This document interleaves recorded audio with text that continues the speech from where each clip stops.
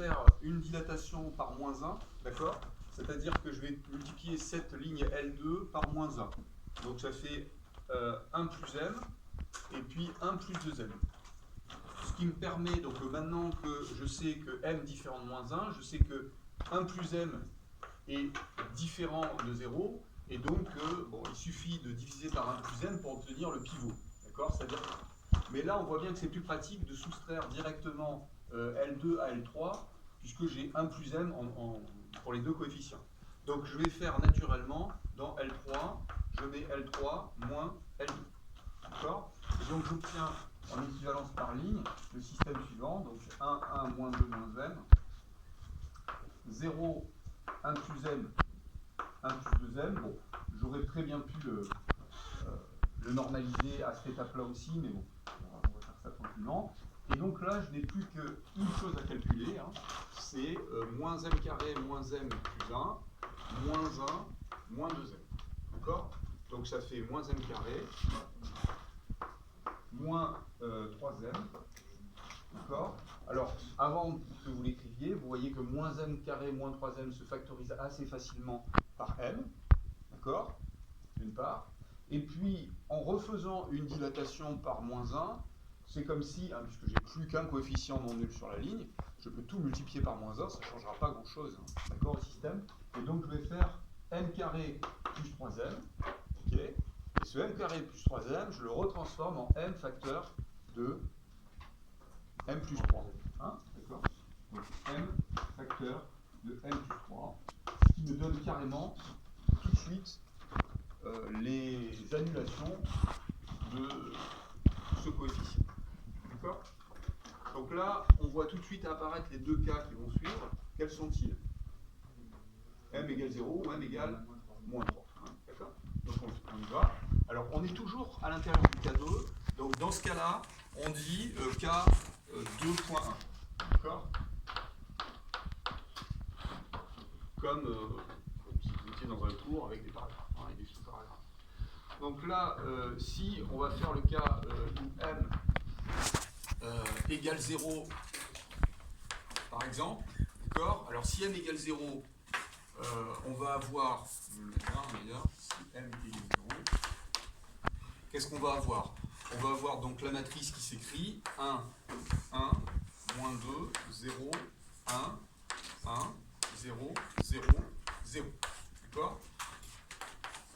De nouveau, j'ai une matrice de rang 2 qui n'est pas tout à fait réduite. D'accord? Donc on va le faire en appliquant, donc en terminant l'algorithme de Gauss-Jordan, c'est-à-dire qu'on met L1 moins L2 dans L1, et donc on obtient 1, 0, et donc j'ai dit L1, donc moins 2, moins 1, donc moins 3, 0, 1, 1, 0, 0, 0. Donc le système S est équivalent à, là j'ai x égale moins 3z, et y égale, x égale 3z et y égale moins z. Et bon, je passe un peu les détails. Directement, donc on réfléchit, hein, d'accord? On le fait dans sa tête. C'est-à-dire ce que j'ai fait ici. On se dit, bah, ça va faire x, y, z, c'est-à-dire 3z moins z, z, donc 3 moins 1, 1. C'est-à-dire que c'est vect de 3 moins 1.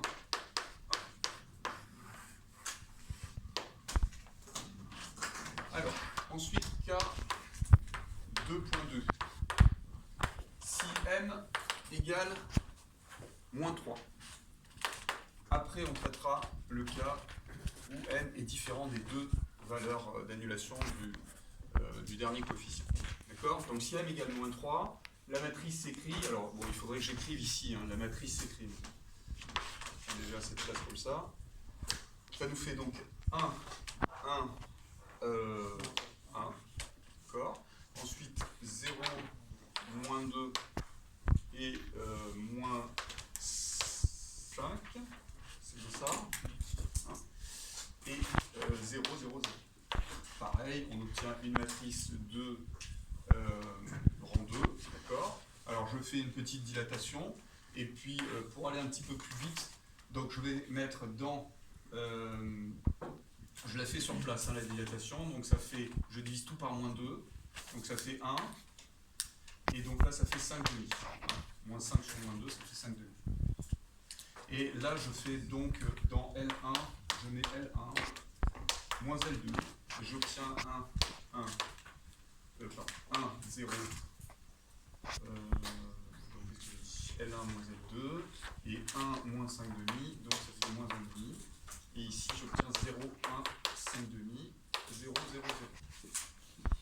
Alors, ça nous fait le système S est équivalent à x égale 1 demi de y et z égale moins 5 demi, de z, bien sûr, moins 5 demi de z. C'est moins 3 demi, qu'est-ce que j'ai fait? L1 moins... Ah oui, L1 moins 5 demi. Donc ça nous fait 3 demi. Merci. Alors ça nous fait donc S égale vecteur de 3 demi. Bon, S égale, bien sûr. Donc c'est vecteur de 3 demi de Z moins 5 demi de Z.